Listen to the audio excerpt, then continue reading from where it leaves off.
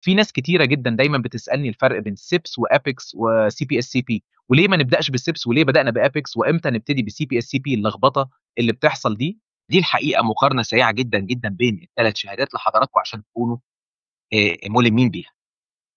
الأول الشهادات الinternational في الsupply chain وفي الprocurement والأكثر شيوعًا وانتشارًا هم ال3 معاهد دول SIPS وAPEX وCPSCP 2 منهم في أمريكا. CPSCP معهد كبير جدًا موجود في أمريكا The Council of Procurement and Supply Chain Professionals، حاجة يعني معروفة جدًا، جدًا، حاجة well defined، حاجة شهاداتها بتبقى قوية جدًا ومُعترف بيها في كل حتة. كذلك APEX الاتنين دول أمريكان، SIPS UK على طول شغال الorigin بتاعها UK. طبعًا كلّهم international by the way، بس أنا باكلمكم على الorigin بتاع الشهادات ديّة. من ضمن كمان الفروق اللي لازم حضرتك تكون عارفها كويس أوي، إن الوقت نفسه اللي بتاخدها، خلّينا نتكلم بالترتيب كده. الCPSCB ما بتاخدش منك وقت، مش كتير، يعني عشان حضرتك تبقى certified CPSCP حوالي 3 شهور مثلًا. SIPS حوالي سنتين، حوالي سنتين. APEX حوالي مثلًا بتتكلم على 6 شهور ل9 شهور. فأسرع شهادة دولية في التوريدات ممكن تاخدها من معهد قوي جدًا، جدًا، جدًا ومُعترف بيه هو CPSCB certificate. الحقيقة APEX بتغطي الsupply chain وlogistics فقط، فقط. إنما الSIPS بيغطي التوريدات برضه فقط. اللي مُلِم بالاتنين CPSCB. هتلاقيها بتدّيك كل الsupply chain specialization، يعني حتى بتدّي كمان في التوريدات هنا CBE، دي توريدات صرف كgeneral knowledge. منها كمان في 3 شهادات تانيين very specialized هنتكلم عنها دلوقتي كلها CPSCB. الcontract لوحده له شهادة، الnegotiation لوحدها لها شهادة، plus الCBE لها شهادة خاصة جدًا اللي هي الgeneral بتاع التوريدات. كل دول CPSCB. يبقى اتكلمنا دلوقتي عن الفروق ما بين الSIBS والAPEX والCPSCB في الorigin، قلنا UK SIPS والباقي USA. قلنا في الcoverage إن APEX بيتكلموا على الsupply chain، وAPEX فيها طبعًا جزء صغير توريدات والSIPS كمان، ولكن المختصة بكل حاجة في الsupply chain هي CPSCB. SIPS توريدات بس، SIPS توريدات بس، procurement بس. قلنا إنها بتاخد سنتين في SIPS، حوالي 6 أو 9 شهور في APEX، حوالي 3 شهور في CPSCB. حقيقة SIPS بيعتمد على الknowledge acquisition وهو بيتكلم معاك، إنك مُلِم بأقصى يعني كَم من المعلومات، فبتبقى مرهقة جدًا، جدًا. الحقيقة هي طبعًا مهمة ولطيفة جدًا، ولكن بالمقارنة بAPEX أو CPSCP هم بيعتمدوا أكتر عن knowledge acquisition. إنما APEX يعني في امتحان بيدرّبك، بيدّيك محاضرات عشان حضرتك بعد كده تعرف تخش الامتحان وتبقى certified APEX. وكل الcertifications دي قوية جدًا وinternational recognized. CPSCP بتعتمد على الproject base، إن حضرتك بتطبّق الكلام اللي أنت بتاخده على شركة حضرتك وعلى الproject بتاع سيادتك. فمن هنا بنقول أنا برضه بأكد على الفروق اللي إحنا بنتكلم عليها.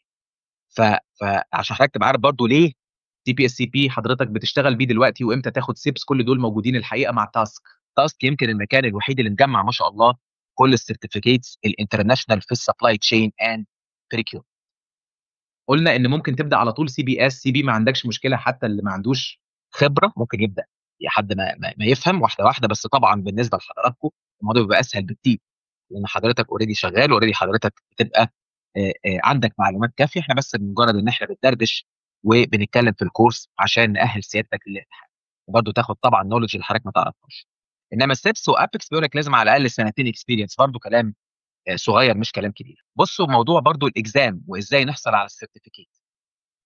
الexam في الSIPS لازم تعدّي 50%. اللي بينجحوا يعني اللي بينجحوا في الSIPS 50% الحقيقة. اللي بينجحوا في SIPS 50% من المتقدمين، يعني سنتين. وممكن تلاقي الموضوع الحقيقة يعني نسبة النجاح فيه بتبقى قليلة شوية زي ما أنت شايف حوالي 50%، ودي بتبقى حاجة يعني قليلة. ولكن نسبة النجاح في APEX حوالي 70%. في CPSCB حوالي 91%. نسبة كبيرة من الناس بتنجح في الCPSCB. ليه؟ مع إنه كورس تقيل الحقيقة عشان نكون متفقين مع بعض. عشان متقسم إزاي نسبة النجاح. طبعًا إحنا عندنا 10% attendance، 10% attendance، 40% assignment بتقدموه في آخر ال8 محاضرات بتاعتنا. بتاخدوا الassignment دوّة بداية من المحاضرة التالتة، هتلاقيه حاططه على الأقل المقاس بتاعنا. assignment بسيط جدًا ولطيف جدًا لحضرتك عشان تطبّق اللي احنا اتكلمنا فيه في الكورس. فكل ما تاخد محاضره حضرتك بتبص على الاساينمنت ريليتد لايه فيها عشان تدخل الانبوت بتاعها عشان يبقى الكورس ماشي مع بعض. فحضرتك داخلي الفاينل اكزام وانت ان شاء الله معاك 50%، فطبعا نسبه النجاح بتاعت سيادتك، طبعا النجاح على فكره 70%، يعني عشان تاخد الشهاده النجاح في كل السيرتيفيكت دي 70%، اذا كان سيبس ولا ابيكس ولا سي بي اس سي بي 70% مينيمم. ولكن فرصتك طبعا انت داخل باذن الله معاك 50% لما تعمل اصلا لطيف، وده المقترح يعني اللي انا طبعا ما عنديش شك فيه، اصلا محترم جدا بناء على اللي اتكلمنا فيه وعلى خبره سيادتك والتطبيق اللي هتعمله. فانت معاك 10% اتندنس و40% اساينمنت داخل فاينل اكزام، ومعاك 50% ونجاح من 70، فجاست انك تعدي تجيب 50% من فاينل اكزام، هتلاقي عند حضرتك طبعا الباسنج probability عاليه جدا جدا، عشان كده انا 91%. وزي ما اتفقنا الاساينمنت هنزله لحضرتك بدايه من المحاضره الثالثه على LMS اللي هو الحقيقه ليرنينج مانجمنت سيستم بتاع تاسك. الحقيقه حاجه مميزه جدا جدا، حضرتك تخش عليها تشوف الماتيريال كلها، شويه اسئله محترمه جدا لطيفه جدا قويه جدا اقوى من الامتحان اللي موجوده. الاسئله اللي على LMS بعد كل تشابتر يمكن انا بقول لك اقوى من الامتحان. زي ما اتفقنا 3 شهور بالظبط ان شاء الله وتبقى سيرتيفايد باذن الله. بعد الكورس بتمتحن تقريبا بعديه بنتكلم على اسبوعين ل3. التاسك طبعا هيبعتوا لحضراتكم الامتحان ميعاده بالظبط وهتختاروا بيه بدري، وانا ببقى مأهل حضرتك تماما للامتحان اللي احنا بنقوله هنا. والاسئله اللي على LMS الحقيقه تكفي تماما ان سيادتك تكون متدرب وداخل الامتحان وانت مطمن تماما. ستيبس بتاخد 3 سنين، من سنتين ل3 يعني 3 سنين تقريبا. ابيكس من 6 ل 12 شهر، وسي بي اس سي بي 3 شهور. حاجه تانية برضو مهمه جدا وخصوصا بالنسبه للشركات وهي الاكريديتيشن. سيبس اكريديتد من منظمه AACP ابيكس، ما فيش منظمه محدده مدياها اكريديتيشن. اما سي بي اس سي بي الحقيقه انها اكريديتد من 3 منظمات وهم ايزو وكاهي واكسيا، وده اللي بيميزها جدا بالنسبه للشركات. وكمان سي بي اس سي بي بتتميز بانها لايف تايم سيرتيفيكت، على عكس السيبس يحتاج تجددها كل 3 سنين وابيكس كل 5 سنين. ده غير ان سي بي اس سي بي بتوفر لك موك اكزامز يحاكي الامتحان الدولي بالاضافه لري ترايلز للامتحان. كده عرفنا السيبس والابيكس والسي بي اس سي بي.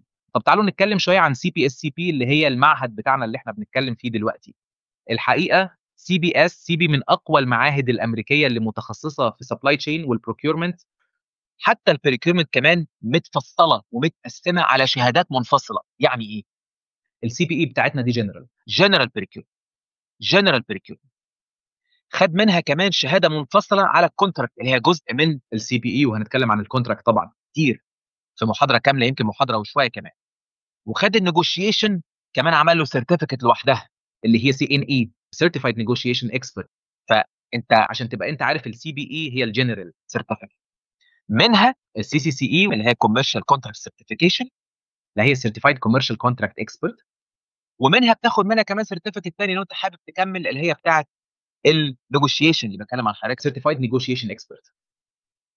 غير كده كمان، غير انها متخصصه في التوريدات، وكمان مش بس السي بي اي ولكن اكثر سيرتيفيكتس كمان لها باع طويل جدا جدا في السبلاي تشين زي ما حضراتكم شايفين.